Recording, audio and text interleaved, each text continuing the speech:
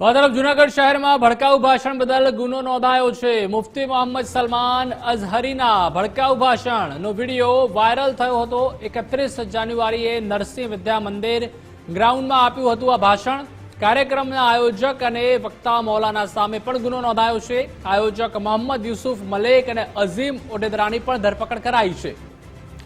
વધુ માહિતી માટે સંવાદદાતા સાગર ઠાકર જોડાઈ ચૂક્યા છે। સાગર, ભડકાઉ ભાષણ બદલ ગુનો નોંધાયો છે મુફ્તી મોહમ્મદ સલમાન વિરુદ્ધ, શું વધુ વિગતો?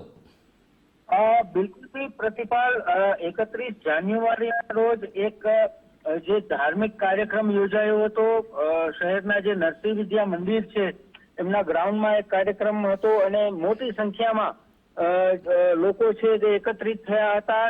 જે ભાષણનો જે વક્તા હતા કે જે સલમાન અઝહરીનો એમનું એક જે મુખ્ય વક્તા હતા અને ખાસ કરીને જે યુવાનોમાં છે એક વ્યસન મુક્તિ અને એમને એક જાગૃતિ લાવવાના ભાગરૂપે જે આયોજન કરાયું હતું, પરંતુ આ જે એમનો જે જાહેર કાર્યક્રમ હતો આ કાર્યક્રમ જે મંજૂરી લેવામાં આવી હોય એ સમય કરતા વધુ સમય દરમિયાન એ ચાલુ રખાયો હતો। આ ઉપરાંત જે વક્તવ્ય હતું એ વક્તવ્યમાં કોમી ઉશ્કેરણી થાય, કોમી એકતા છે એમને નુકસાન પહોંચે અને બે કોમ વચ્ચે વૈમનસ્ય ફેલાય તે પ્રકારના શબ્દોનું ઉચ્ચારણ કરવામાં આવ્યું હતું। તેને લઈને જે એક જે કાર્યક્રમનો વિડીયો વાયરલ થયો હતો અને બાદમાં એને લઈને પોલીસે હવે કાર્યવાહી હાથ ધરી છે અને જે 3 લોકો વિરુદ્ધ ગુનો નોંધવામાં આવ્યો છે।